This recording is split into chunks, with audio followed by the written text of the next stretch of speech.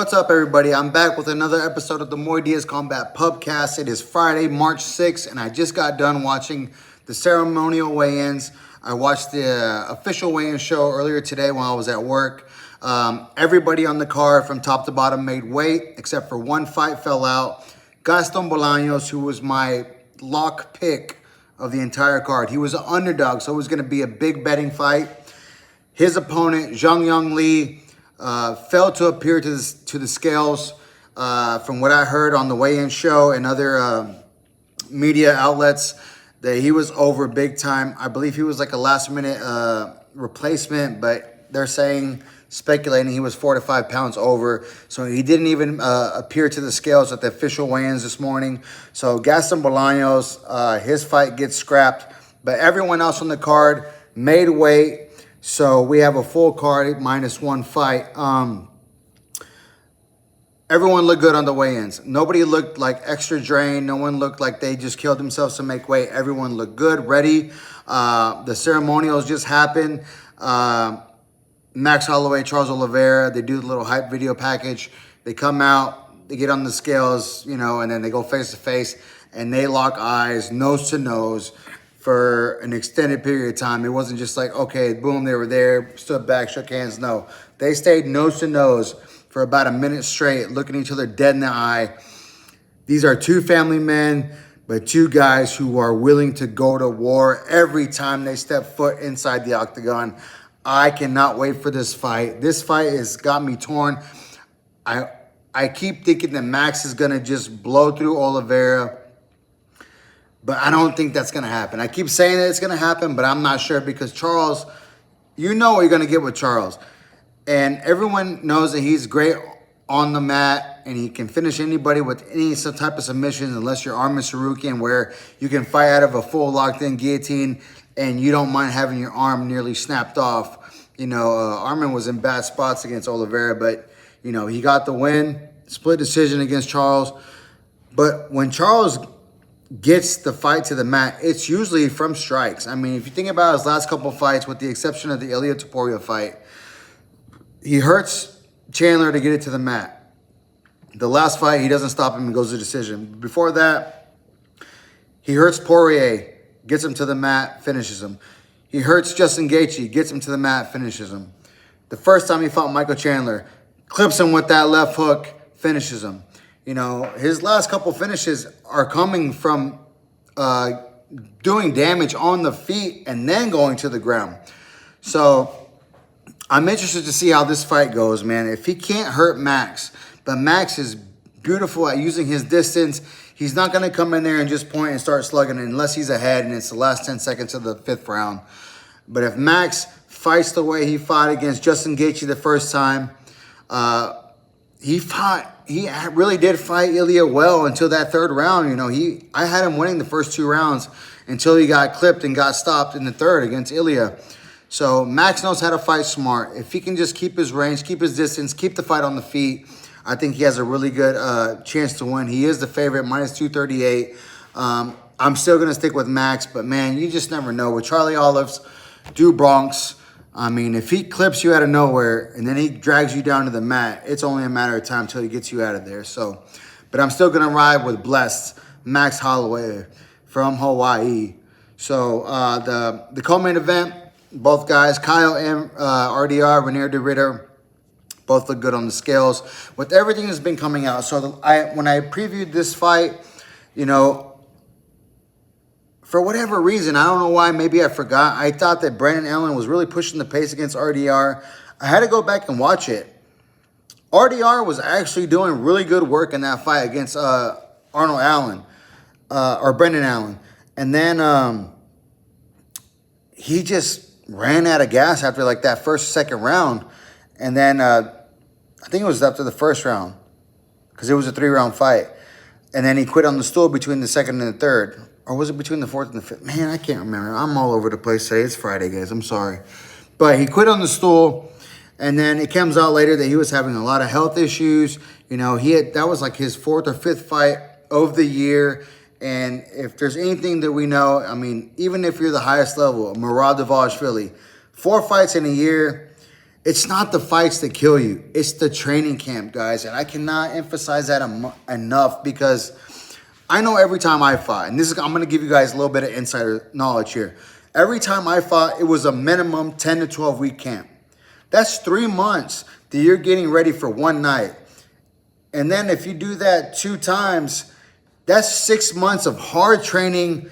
You're putting your body through absolute hell. And believe me, the fight is the easiest part of the entire thing when you sign the contract. The fight is the easiest night. It's the best night because you get the walkouts, you get the crowd, you get everything. Whether you win or lose, if you put on a great fight, it's all worth it.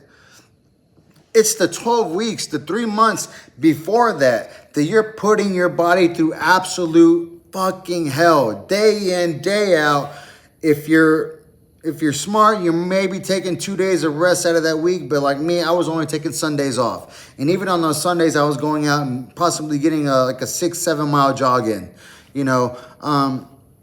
So it's the beatdown of the training camps. And if these guys, RDR and Murad Davashvili, are fighting 4 times in a year, you're cutting your camps short because you're probably taking them consecutively back to back. And you're not allowing your body to recover. I mean, you need that recovery time after going through these training camps. I mean, if you're doing it the right way and you're putting your absolute maximum effort into every goddamn training session, your body cannot sustain that. You just can't, you know, and that's just the truth of the matter of the fact. I mean, you just cannot sustain that. That work rate for that long, over and over and over for 3 months, and then you go to a fight and maybe you take a week, 2 weeks off, and then you're back in camp again. Like, you just can't do that. Your body will break down. Your body will betray you. And then that's when the mental aspect comes in. And now you're starting thinking like, oh man, I'm not good enough. I can't do this. My body can't handle it. And then it's just all fucked from there. But that's what came out about RDR. He looked great on the scales. Everyone said he's healthy. He took some time off after the last loss. He's ranked number 8. Kyle Bahayo is ranked number 7, but even he said that he wasn't prepared going into the Imavov fight. He learned a lot from that fight, so this is going to be interesting. I initially picked Kyle Bahayo to win. I think RDR is going to pull an upset and get this win. He's the underdog for this fight. I'm going to take RDR. Next fight down, Raul Rosas Jr. They both make weight. Rosas look a little bit bigger than him at the ceremonial, so he's already starting to rehydrate it back up. I'm going to take Raul Rosas Jr. on this fight. And you know what? I feel bad for giving him so much shit for being just an ugly son of a bitch. But he's a young kid. I shouldn't be shitting on him like that for his looks. He can't help it. I mean, you know, he's got like that big undershot where his chin sticks out and then his nose is flat as fuck and it's big for his face. I'll take it all back. I'm sorry for ragging on him. I shouldn't rag on him that much. But, you know, he can't help it. And he's a young kid and he's still finding his way. I think he's going to win this fight. And I think he probably wins it a lot easier than people think. Rafa has a puncher's chance, but Raul Rosas Jr. is not going to give him that chance. I think he gets to the mat and makes him work the entire time. You know, he's like 21 now, if that. You know, he got signed to the UFC when he was 17 years old. Like, shit, some of us have kids that aren't even 17, or some of us do have kids are 17 and probably afraid to go into a damn football game or a baseball match. And this kid was fighting in the UFC at 17 years old. That's insane. I'm taking Double R Jr. to win this fight. The next fight down is one that I'm the most excited for outside of the main event. It's Drew Dober in the lightweight division taking on Michael Johnson. I had Michael Johnson as my sleeper bet when he was supposed to fight Alexander Hernandez. Before that fight got pulled for some weird betting coming in at the last minute. And the UFC was not going to deal with that after the time before. So they pulled it. Michael Johnson didn't get the fight. I don't know if he got paid for showing up or not, but he was the underdog on that fight, and I was going to bet big on him because I really believe in him after that performance against Daniel Sahuber when he put the work on him. So this fight against Drew Dober, I'm taking Michael Johnson to win. He's a slight favorite at -160. Drew Dober's plus 130. I'm going Michael Johnson in this fight. And if you want to get squirrely with it, Michael Johnson to win by knockout is plus 225. That's not a bad bet. The main fight to open up the main card, the first fight to open up the main card, sorry, and this is the last fight I'm going to go over. I might go over one or two more, but the Gregory Rodriguez versus Bruno Ferreira. At the middleweight division, 185, Gregory Rodriguez made weight. I think it was 186. Bruno Ferreira came in at 184, so 2 pounds under the limit. He looked shredded. He looked good. Rodriguez always looks good. He's just got that big physique, man, and he always looks great. He just has the old face, man. He looks like a 50-year-old man, and the guy's only like 33, 34 years old. So, but that's going to be a banger of a fight. It's a rematch. I believe Bruno Ferreira beat him in the past before they got to the UFC. Gregory Rodriguez, Robocop, is ranked number 13. Bruno Ferreira is ranked number 15. The favorite is Gregory Rodriguez. I think he gets it done. But I was going to say, I think he should use his black belt jiu-jitsu grappling to beat Bruno. Well, turns out Bruno Ferreira is also a black belt in jiu-jitsu as well. Both guys are Brazilians. That's not crazy to say. The 2 guys from Brazil are black belts in Brazilian jiu-jitsu. I'm still going to give the edge to Robocop. But I could see Ferreira pulling out a fucking rabbit out of the hat and getting a stoppage, like a dirty knockout. I could see that as well. There's a chance that will happen, but after his last fight with Marvin Vettori, he went to the distance. I'm not dissing Marvin Vettori, but I think Gregory Rodriguez is going to put a little bit more pressure and be a bigger test than Marvin Vettori was. So I'm still going to lean Robocop, Gregory Rodriguez. The main event on the prelims, Cody Garbrandt versus Zhao Long. I want to really go for Cody Garbrandt. My brother loves Cody Garbrandt, but I don't know, man. I'm going with Zhao Long on this one. Zhao Long is the favorite. I'm going to go with Zhao Long. And then Dante Johnson, Cody Brundage. I'll probably go Dante Johnson. Ricky Turcios versus Alberto Montes. I'm going to go Alberto Montes. Cody Durden versus the Mongolian. Let me see if I don't massacre his name. Niam Jargal to Menda Burrell. I'm going with the Mongolian on this one over Cody Durden. Then we have Sumudaraji from China taking on Jesse Aguilar from Mexico. I'm going to go Aguilar. Rafael Torres from Brazil versus Diar Nuskayev from Kazakhstan. I'm going to take the Kazakhstani. And then the last fight, Luke Fernandez versus Rodolfo Bellato. Let's go Bellato. So that's my rundown for UFC 226 weigh-ins. Shakur Stevenson was on the Joe Rogan podcast, Joe Rogan Experience today. And I've always liked Shakur, but getting to see him in a long format interview, I like him even more, man. The guy, he's a young dude. He's really got his head on in the right place. You know, he said he learned so much from being around and with Terrence Bud Crawford. You know, he says if he ever has any type of questions about boxing and he wants the devil in the details, he calls Andre Ward. So just between those 2 guys, those are 2 legends already. Bud Crawford is going to go down as one of the greatest to ever do it. Andre Ward, who's one of the best to ever do it as well. And you have those 2 guys at your disposal as a young fighter who's already 3-division champion, just coming off the biggest win of his career against Teofimo Lopez, who was also ranked in the top 10 pound for pound and is also a former undisputed champion. That's nothing but good things for Shakur. You know, they talked about a couple things. You know, he really was praising Teo. So even though he made him look bad, Teo's a good fighter. You know, he wasn't getting too down on him, talking shit about him. He talked about the possibility of the Tank Davis fight. He goes, you know, I don't need Tank. You know, Tank keeps calling me out, but, you know, what's he been doing? And look what he's going through and look where I am. I don't need Tank. You know, if he does want to fight me, we can make that fight happen. But, you know, it's going to be on my terms, not his, because I'm the face of boxing now. And I agree with him. You know, Shakur is a bad, bad motherfucker right now. And I don't think anybody at 40 or 35 can fuck with Shakur right now.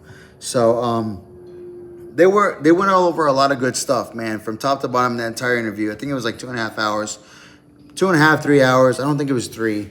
But other thing they were talking about is like, they were talking about old fighters and the possibility of them not being tested, because they started talking about the VADA test, that he doesn't fight at all unless there's VADA testing involved. So that's random drug tests, random everything, blood tests, urine tests, everything. That's the only way he gets down. And I really commend him for doing that, because he is a clean fighter and he wants to fight other clean fighters. And he goes, you know, I just hate cheaters, man. And he goes, and this is the one thing that I had mentioned before, and I'm going to get to it. He said, if I ever thought that somebody fought me and they were not clean and they cheated me and they beat me, he goes, I would fucking lose my mind, Joe. He goes, I don't know what I'd do. He goes, I would lose my mind. I would do everything I could to get back at him and expose them. And like, you know, he was going off. And that reminded me of exactly what Deontay Wilder is saying about Tyson Fury. That he knows that he cheated in those fights when he got beat. But like Shakur said, why are you not speaking up? Why are you not trying to burn the world down? If I got cheated, I would be raising hell. But instead, you want to wait to make a documentary, or however he said it. He fucked it up. That's all I remember. Fuck that, man. If they cheated you and you got beat because someone cheated, you got to speak up. You can't wait 10 years down the road to make a documentary and try to expose somebody. By then, nobody cares. So maybe Deontay Wilder should listen to Shakur Stevenson. And if you got something that you have to prove, get it out there now. Because if you keep waiting, by the time you put it out, no one's even going to care. No one's even going to care. If there's even real proof. I'm just saying. I'm not calling you a liar. Just saying. And the last thing, Tom Aspinall and Eddie Hearn did the press conference today. And Eddie Hearn and Tom Aspinall are very clear about they're not trying to force the UFC to pay them more money right now. Tom Aspinall is locked into a contract. He goes, fighters can bitch and moan about fighter pay in the UFC, but we all know what we're getting into, and we all signed the contract. So we are locked into that contract. He goes, maybe when my contract is done, new negotiations are possible. Then Eddie Hearn can go in there and jockey for more money or different things. He goes, but the reason I signed Eddie Hearn was because I want to maximize my earnings outside of the octagon, whether it be through sponsorships, exposure, social media, everything. I want to make the most money I can while I am at the top. You know, I'm already locked into a contract. I make a certain amount of money through the UFC inside the cage. So Eddie Hearn is coming on board to maximize my team and maximize my total all earnings and revenue outside of the cage. I thought he said it beautifully, because that's what it is. I know there's a lot of people that are saying, well, Eddie Hearn's coming in because he wants to try to get him out of the UFC and go to boxing. Like, he's locked into a contract. He ain't going nowhere. Especially as the UFC heavyweight champion, you're not going to leave that contract. He said he's ready to come back. There's a lot of big fights that can happen when he comes back. If the announcement is made Saturday that John Jones is coming back to fight Alex Pereira for the interim UFC title at the White House, if it is even interim. But those are two huge names that he hasn't fought yet. One of them he wanted to fight and should have fought, and John Jones, and another one, Alex Pereira, who's a two-division world champion in the UFC already, going for a third title. If he wins that third title as an interim, him versus Tom Aspinall might be the fucking biggest matchup in UFC history. I mean, it would be out of this world. And then with Eddie Hearn and everything, the power that Matchroom has to push Tom Aspinall, he could go into the fucking stratosphere with Eddie Hearn and Matchroom behind him to hype up that fight. It's nothing but good things that I can see for Tom Aspinall moving forward with Eddie Hearn and Matchroom. So it was all great. The interview was great. Good things coming in the future for Tom Aspinall. That's all I have for today, guys. I hope you guys are excited as I am for the fights tomorrow, and I cannot wait. Thank you all, as always, once again for watching. Hit the like, hit the subscribe, hit the bell so you get notifications. Always remember, watch fights, drink pints, and I'll see you guys on the next one. Peace.